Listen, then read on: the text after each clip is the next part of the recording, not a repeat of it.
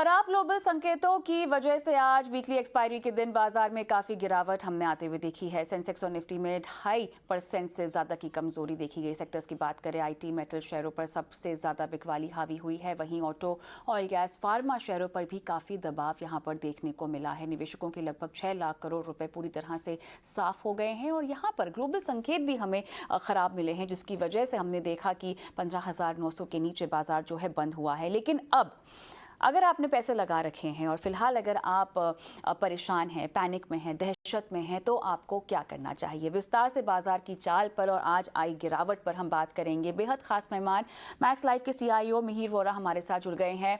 मिहिर, स्वागत है आपका हमारी इस खास पेशकश में। मैं कुछ लोगों से बात कर रही थी जो यहाँ पर आज की चाल को देखकर काफ़ी परेशान थे, चिंतित थे। उन्होंने कहा कि हम कल जो है टीवी बंद करके बैठे रहेंगे, हमें अब देखना ही नहीं है कि कल बाजार में और कितनी गिरावट होगी। क्या कहेंगे उन्हें आप? पहले तो ये कहूंगा ये पॉसिबल नहीं है, आप चैलेंज दें उनको। 9:15 बजे 9:14 पे बिल्कुल टीवी चालू होगा उनका। हाँ। इतना इजी नहीं है बाजार से भाग जाना। जी। क्योंकि देखिए, ये ग्रीड और फियर की जो बात करते हैं वो रियल लाइफ में जो है बाजार में हमें second by second, minute by minute experience करनी पड़ती है और उसका कोई लॉन्ग टर्म सॉल्यूशन नहीं है। बट हमने ये देखा है कि ग्रीड एंड फियर के साथ एक जो पेशेंस का जो वर्च्यू है वो अगर हम डेवलप कर लें तो लॉन्ग टर्म इन्वेस्टिंग के लिए बहुत फायदा हो सकता है। और इंडियन मार्केट्स में हमने देखा है कि लॉन्ग टर्म में काफी अच्छे रिटर्न्स दिए हैं पेशेंट इन्वेस्टर को। बस एक ही चीज है, पेशेंट रहें और इंडिया पे फेथ रखें। बिल्कुल, लेकिन उन तमाम निवेशकों को आप कैसे समझाएंगे जिन्होंने 2-3 साल पहले निवेश किया हो, जिन्हें एक तरह के मुनाफे की आदत लग गई हो और आज का बाजार उन्होंने देखा जो कि चारों खाने चित था, पूरा लाल निशान की बाढ़ आई हुई थी, उन्हें रिटर्न्स को लेके एक्सपेक्टेशन सेटिंग कैसे करनी चाहिए? ये इंपॉर्टेंट क्वेश्चन है क्योंकि जैसे आपने कहा, एक पूरी जनरेशन है शायद 2014 से आज तक जिन्होंने एक कोई बड़ा ड्रॉ डाउन या तो बड़ी क्रैश नहीं देखी मार्केट में। वैसे ये क्रैश भी अगर देखें हम मार्केट में तो इतनी इंपॉर्टेंट नहीं है, बिकॉज 10 से 15% की जो करेक्शन से मार्केट में बहुत बार हुई है और होती रहेंगी। ये तो इक्विटीज का जो बोलते हैं नेचर है। बट यस, जो मिड कैप्स में अगर हैं आप, या तो किसी ने कहीं क्रिप्टो वगैरह में इन्वेस्ट किया है जो गलत तरीके से ये कर लिया है, तो ये नई जनरेशन को शायद पेन हो सकती है। लेकिन एक जो हम थंब रूल लेके चले कि लार्ज कैप्स इंडिया में जो है वो करीबन 11 to 14% रिटर्न्स देते हैं लॉन्ग टर्म में, और ये मोटा मोटी हमारा जो नॉमिनल जीडीपी ग्रोथ है उससे बराबर आती है। तो एज लॉन्ग एज जो इंडिया है हमारी 7 से 8% का जीडीपी ग्रोथ दिखाती रहेगी, नॉमिनल जीडीपी ग्रोथ हमारा 11%, 10 से 12% रहेगा, तो मेरे ख्याल से ये जो लॉन्ग टर्म रिटर्न्स एक्सपेक्टेशंस है इक्विटीज से, खास करके लार्ज कैप से 11 to 13% वो बरकरार रहेगी। अगर हम थोड़ा और ज्यादा रिस्क लें, मिड कैप्स में जाएं, स्मॉल कैप्स में जाएं, तो वॉलेटिलिटी ज्यादा होगी। ये जो हम 10-15% की जो माइनस प्लस बोलते हैं वो शायद 20-25% की माइनस प्लस हो सकती है, लेकिन उसमें फिर रिटर्न्स एक्सपेक्टेशंस भी थोड़े ज्यादा होंगे। बट मेरे ख्याल से अगर सेफ खेलना है, लार्ज कैप्स में रहना है, तो 10 से 13% की जो लॉन्ग टर्म एक्सपेक्टेशंस बनानी चाहिए। अगर हम विक्स को देखें तो लगभग 10% से ज़्यादा जो है यहाँ पर ये आंकड़ा नंबर पहुँच चुका है। क्या इसी तरह की वॉलेटिलिटी की उम्मीद हमें कर चलनी चाहिए या इससे भी ज़्यादा?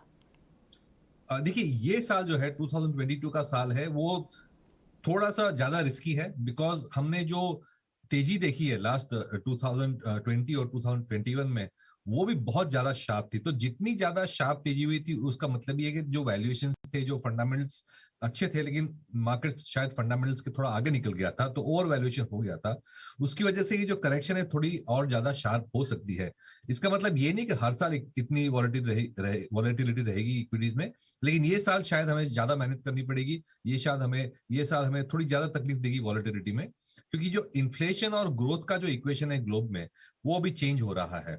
2020 में जब पैंडेमिक हुआ और सेंट्रल बैंक्स और जो ग्लोबल गवर्नमेंट्स ने डिसाइड किया कि ये pandemic once in 100 year crisis है, उसके लिए जो चाहे हम करेंगे, तो US federal reserve, European central bank, Japan और छोटी तरीके से इंडिया ने भी एक जो लिक्विडिटी का फ्लड किया मार्केट में, उसकी वजह से हमने देखा कि सारे एसेट प्राइसेस बढ़ गए, इक्विटीज ऊपर गई, बॉन्ड्स ऊपर गई, कमोडिटीज ऊपर गई, रियल एस्टेट ऊपर गई। तो ये अनप्रेसिडेंटेड जो हमने तेजी देखी है 2 साल की, उसकी हैंगओवर शायद ज्यादा शार्प रहेगी, लेकिन 2022 की वॉलेटिलिटी के बाद मेरे ख्याल से 23 में अगेन बैक टू नॉर्मल हो जाएंगे हम। आरबीआई की एमपीसी मिनट्स को लेकर आप क्या कहेंगे, क्योंकि क्लियरली ये संकेत है कि आने वाला समय जो है वो आसान नहीं होने वाला, और आप वो ही समझा रहे हैं। जहां तक ब्याज दरों की बात है, आरबीआई बिहाइंड द कर्व था, लेकिन अब हमने सरप्राइज रेस देखा, आने वाले वक्त में भी यहाँ पर ब्याज दरें बढ़ेंगी। बाजार अब इसको फैक्टर इन कर चुका है, या आपको लगता है कि ये भी एक चिंता है बाजार के लिए? मेरे ख्याल से 25 to 50 बेसिस पॉइंट्स हाइक जून वाली पॉलिसी में अगर होती है तो मेरे ख्याल से कोई नेगेटिव सरप्राइज नहीं रहेगी बाजार में। ऑलरेडी सेंटीमेंट क्वाइट वीक है, उसका मतलब यह है कि बाजार ऑलरेडी काफी हार्श स्टेप्स आरबीआई से एक्सपेक्ट कर रही है। अगर 75 बेसिस पॉइंट्स होता है तो शायद नेगेटिव सरप्राइज आएगा, लेकिन 50 बेसिस पॉइंट्स तक तो मुझे कोई ऐसी शॉक नहीं लग रहा है बाजार को।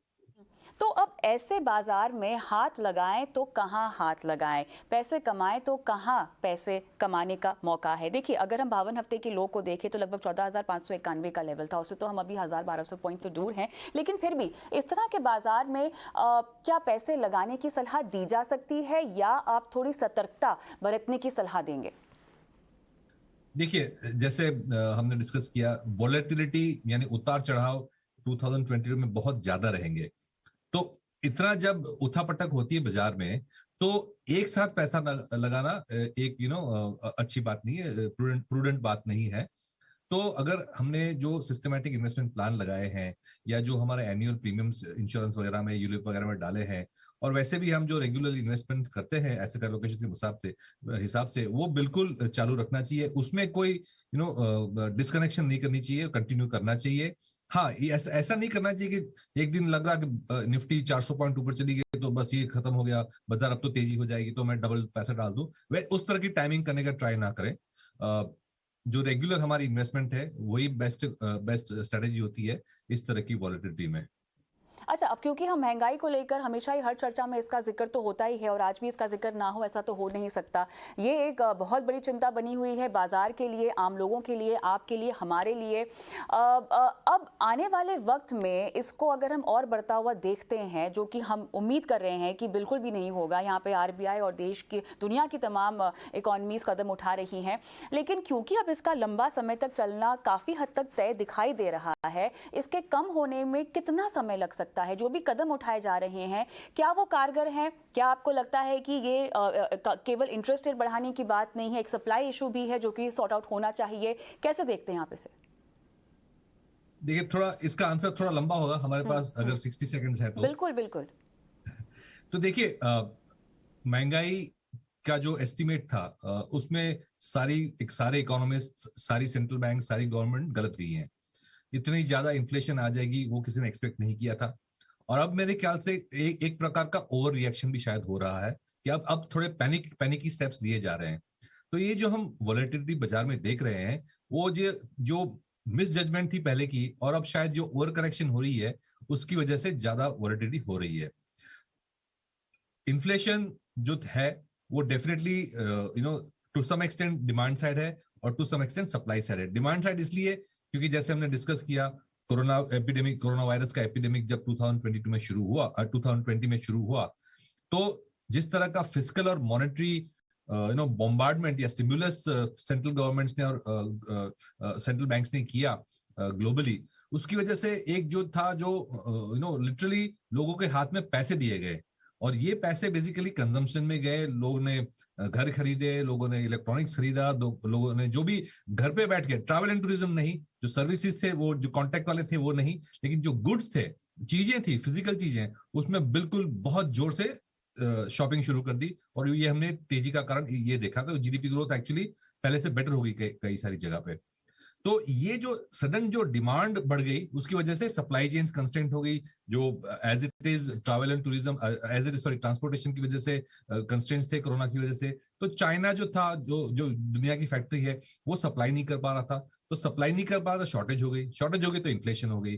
तो मेरे ख्याल से अब इन्फ्लेशन जो एस्टिमेट करने में जो एक साल की देरी कर दी है गवर्नमेंट्स ने, तो अब जाके ओवर कॉम्पेंसेट कर रहे हैं। और अब जो सेंट्रल बैंक आके बोल रहे हैं नहीं ये तो बहुत गलत हो रहा है, हम तो बिल्कुल एकदम हैमर एंड टोंग्स जाएंगे इन्फ्लेशन की वजह से। और फेडरल रिजर्व भी रोज के रोज बड़े बड़े हॉकिश स्टेटमेंट दे रहा है कि इंटरेस्ट रेट हम बढ़ाते रहेंगे जब तक इन्फ्लेशन की कमर नहीं तोड़ेंगे। तो मेरे ख्याल से ये ओवर करेक्शन का जो माहौल है, उसकी वजह से जो जीडीपी स्लो डाउन है वो शायद ज्यादा शार्प हो सकती है। अभी जिस तरह से मार्केट्स टूट रहे हैं और जिस तरह से इंटरेस्ट रेट बढ़ा रहे हैं लोग, तो कंज्यूमर भी एक एक एक एक एक एक मिनट के लिए रुक जाएगा।